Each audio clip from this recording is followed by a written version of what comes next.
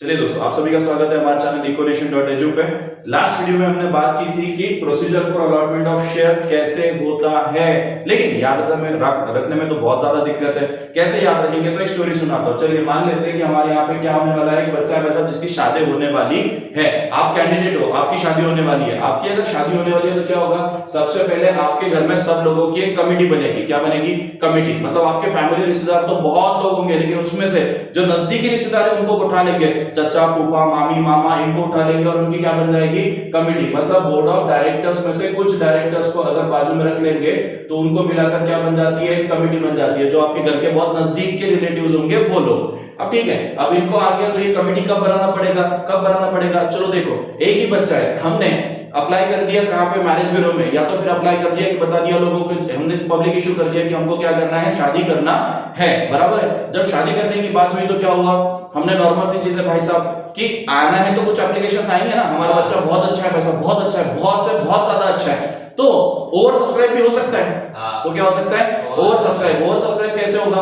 Over subscribe कैसे होगा भाई साहब? एक ही बच्चा है और 50 एप्लीकेशन आ गए, 50 अलग अलग लड़कियों के बायोडाटा आ गए। बराबर है। तो अब कमेटी लगेगी। अब क्या लगेगी? कमेटी। मान लो एक ही बच्चा है आपका और एक ही एप्लीकेशन आया, एट पार सब्सक्राइब हो गया। क्या हो गया? At par. शादी थोड़ी दो तीन लोगों से करनी है, एक ही है, एक ही से शादी करेंगे, किस्सा खत्म। बराबर है। एक आई, एक से कितना खत्म हो गया। अब भाई साहब रणवीर भाई ने बोला था कि यार भैया अंडर सब्सक्राइब क्या होता है? अंडर सब्सक्राइब क्या होता है? मतलब अरे भाई एक बंदा है, उसको आधा एप्लीकेशन आ रहा है, फिक्स नहीं हो। शादी का आधा एप्लीकेशन कैसे होता है? आधा एप्लीकेशन इसका मतलब वो जो लड़की है, वो लड़की है, लूली है, लंगड़ी है, भाई साहब कानी है, या उसकी ऑलरेडी शादी हो चुकी है, तो इसको पूरा एप्लीकेशन कंसीडर नहीं करेंगे। आपका इशू अंडर सब्सक्राइब हुआ है। आपका इशू क्या हुआ है? Under subscribe. इसका मतलब आपका बच्चा ना कर रहा है, उसमें कोई दम नहीं है, उसकी कोई जॉब नहीं है, या तो जो भी है भाई साहब आप में कोई दिक्कत है, इसका मतलब आपका इशू क्या हो गया? अंडर सब्सक्राइब हो गया। मतलब कंपनी का रेपुटेशन खराब है, मतलब कंपनी का रेपुटेशन खराब है। अब क्लियर हुआ? बराबर है। तो ओवर सब्सक्रिप्शन पे घर की कमेटी बैठेगी, घर के जो नजदीक के रिश्तेदार हैं उनकी क्या हो जाएगी? कमेटी बैठेगी। और जब कमेटी बैठेगी तो इनका एक बोर्ड मीटिंग होगा। ये लोगों का, अपने घर वालों का बोर्ड मीटिंग देखा होगा, किसी सीरियस इशू पे बैठ के बात करते हैं भाई साहब, राइट? आपके अंकल आंटी वगैरह, हाँ, आपके चाचा फूफा मामा मामी सब लोग आके एक साथ बैठ के बात करते हैं। बहुत खतरनाक वो डिस्कशन होता है। तो ऐसे डिस्कशन में आपका कोई संबंध नहीं होता, लेकिन फिर भी अब आपकी बात चल रही भाई साहब, आपको ही लेटर आ रहे हैं, बराबर है, राइट? प्रपोजल आपके ही है, तो डिसाइड होगा कि फॉर्मूला क्या है। डिसाइड क्या होगा? फॉर्मूला क्या है भाई साहब? अगर मान लो कंपनी आपकी अनलिस्टेड है, आपने मैरिज ब्यूरो पे नहीं किया है, बराबर है, तो आप क्या करोगे? नॉर्मल चीज है भाई साहब, आपके बीच में कोई ना कोई ऐसा होता है ना, चाचा बुआ मौसी मामी, कोई ना कोई तो ऐसा होगा भाई साहब जो दूसरे का अधिकारी है। किसका अधिकारी है? दूसरे का। आपके बोर्ड मीटिंग में बैठ के आपका तो सुनेगा, लेकिन बताएगा बाहर जाके कि हाँ मैं बैठा था उनके साथ में, उनकी बात चल रही थी कि अपनी लड़की नहीं करनी है।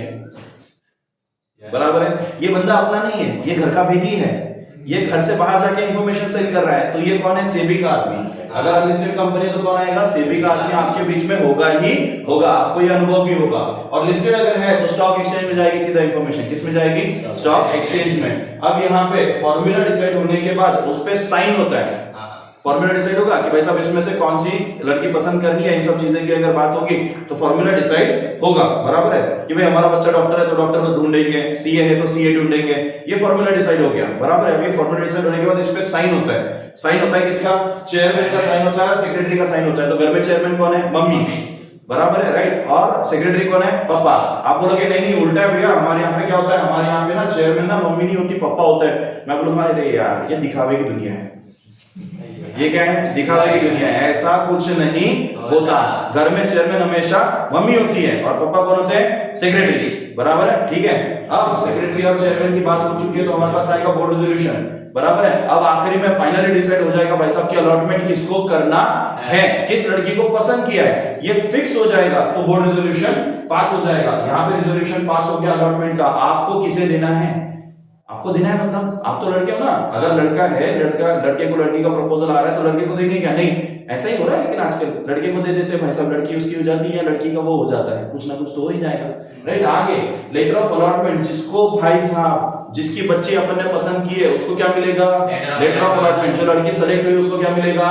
Letter of allotment. और बाकियों को regret. Letter of regret. हम उनको बोल देंगे कि भाई साहब कॉल करके जरा माफ कीजिएगा, हमने ये लड़की पसंद कर ली है, लेकिन फिर भी अगर आपको लगे अगर हमारा डिवोर्स वगैरह हो जाए तो हमें इंटरेस्ट बताने के लिए शुक्रिया, हम आपको फिर एक बार कांटेक्ट करेंगे नेक्स्ट इशू के लिए। एक बार फर्स्ट टाइम आएगा तो आईपीओ, नेक्स्ट टाइम आएगा तो एफपीओ।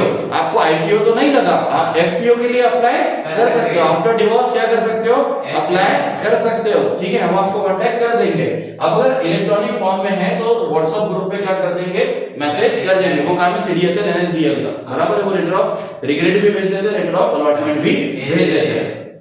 अब यहाँ पे कलेक्शन ऑफ अलॉटमेंट मनी, दहेज की बात हो जाएगी। किसकी बात हो जाएगी, दहेज की। अब सभी लड़कियों के पिताजी होते हैं भाई साहब कहीं ना कहीं पे दहेज लेना तो नहीं है, सबसे बुरी बात है, लेकिन लड़की का पिताजी सोच के रखता है मैं लड़की की शादी में ये दूंगा वो दूंगा, तो उसने क्या करके रखा है, जमा करके रखा है, फिक्स करके रखा है।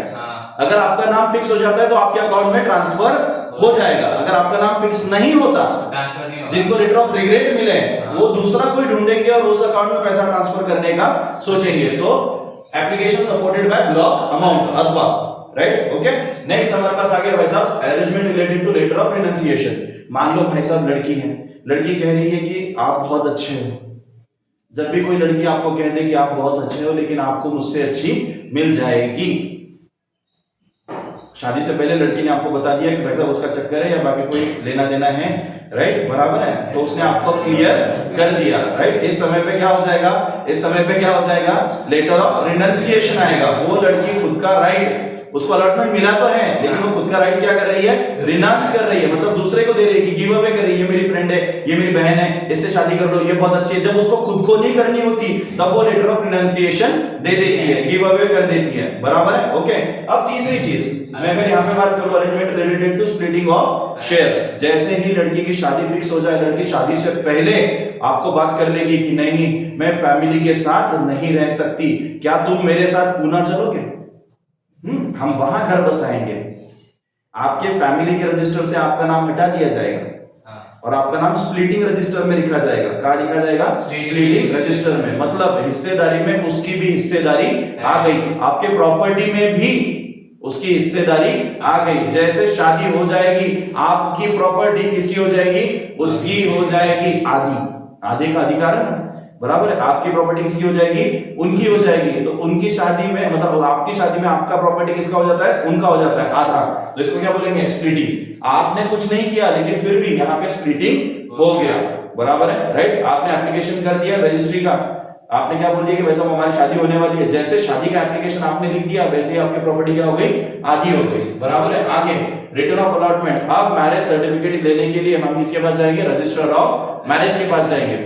रजिस्टर ऑफ मैरिज, शादी के 30 दिन के भीतर हमें किसके पास जाना है, आरओसी के पास। शादी मतलब हमारा जो अलॉटमेंट है, अलॉटमेंट के कितने दिन में, 30 डेज। कितने days, 30 days of allotment of shares के। अब शादी हो गई, शादी का प्रोग्राम वगैरह सब चीजें हो गई, उसके 30 डेज के भीतर जाकर क्या कर लेना, ये सब आरओसी को बता देना, ये सब आरओसी को, रजिस्टर ऑफ कंपनी को बता देना कि हमने इन लोगों को अलॉटमेंट किया है, ये उनके नाम है, आते हैं, पते हैं, जानकारी है, कांटेक्ट डिटेल्स है, बाकी सब चीजें, बराबर है। अब ये हो गया भाई साहब, आपने नाम, आता, पता, सब चीजें, वैल्यू ऑफ शेयर्स वगैरह सब चीजें उसको बता दी। अब उसका काम है कि वो क्या करे, वो आपको शेयर सर्टिफिकेट इशू करे। तो कंपनी अलॉटी को क्या करती है, शेयर सर्टिफिकेट इशू करती है। शेयर सर्टिफिकेट मतलब क्या, मैरिज सर्टिफिकेट। हमारे लिए क्या है वो, मैरिज सर्टिफिकेट। कितने महीने में आपको मिलना चाहिए, with in 2 months of allotment of shares. क्या मिलेगा, मैरिज सर्टिफिकेट मिलेगा, बराबर है। या शेयर सर्टिफिकेट, याद तो शेयर सर्टिफिकेट रखना है लेकिन बोल क्या रहे हैं, मैरिज सर्टिफिकेट। तो पक्का समझ में आ गया, तो पक्का आपको भी ये इजी तरीके से समझ में आ गया है, यस। अरे हाँ तो बोलो, ओके डन।